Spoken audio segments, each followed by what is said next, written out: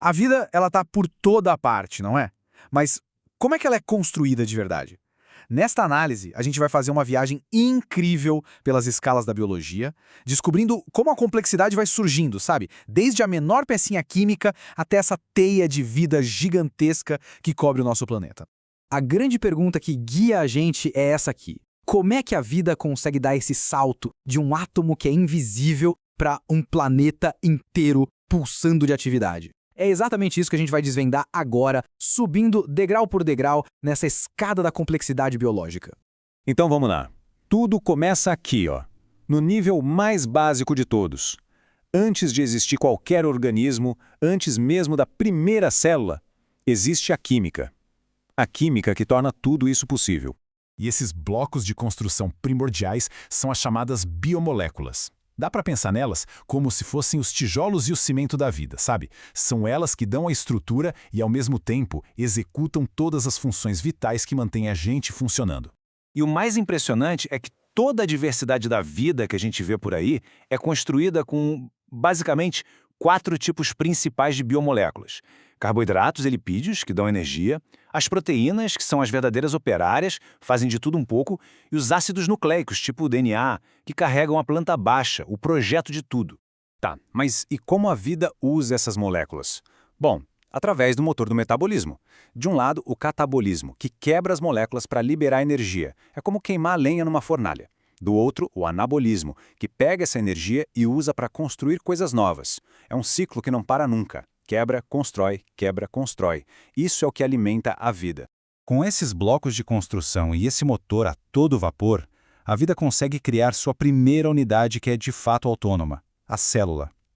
É aqui que a química ganha um propósito, sabe? E as coisas começam a tomar uma forma de verdade.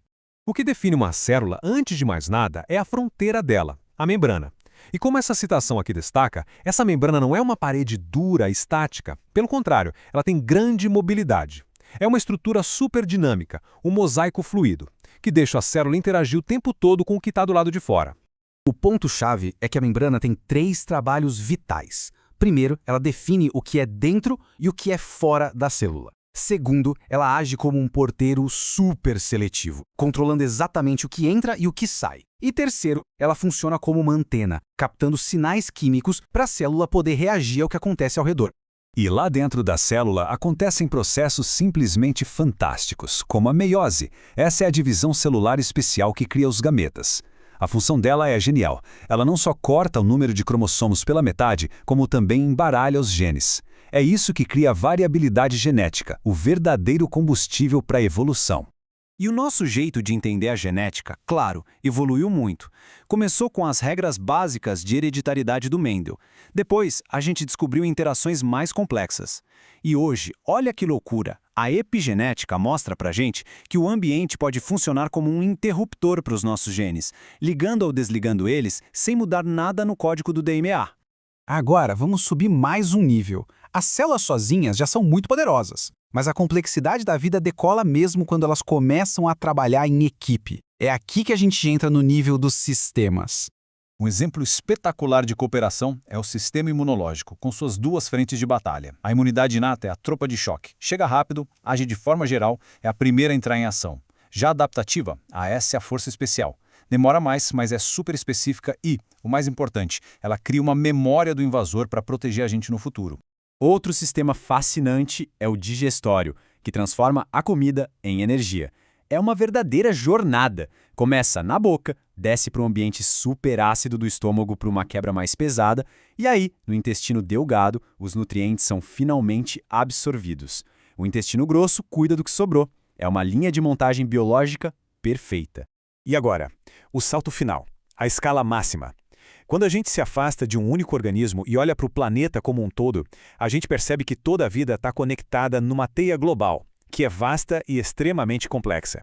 Esse gráfico aqui ilustra um padrão global impressionante. A biodiversidade não é distribuída por igual no planeta. Existe um gradiente muito claro. Lá perto dos polos, menos espécies. Nas regiões temperadas, um pouco mais. E nas regiões tropicais, aí sim é uma verdadeira explosão de vida, por conta do clima mais estável e da maior quantidade de energia solar. Só que essa teia toda, que é tão delicada, está sob uma pressão que nunca se viu antes.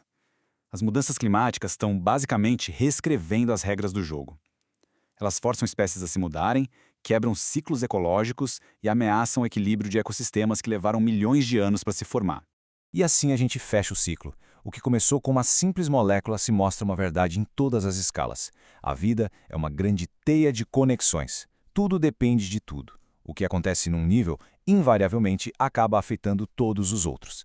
O que nos leva, então, a uma reflexão final, né? Se tudo está tão conectado, da molécula dentro da gente ao clima do planeta, como será que as nossas ações do dia a dia reverberam em cada um dos níveis dessa teia da vida que é tão incrível e complexa?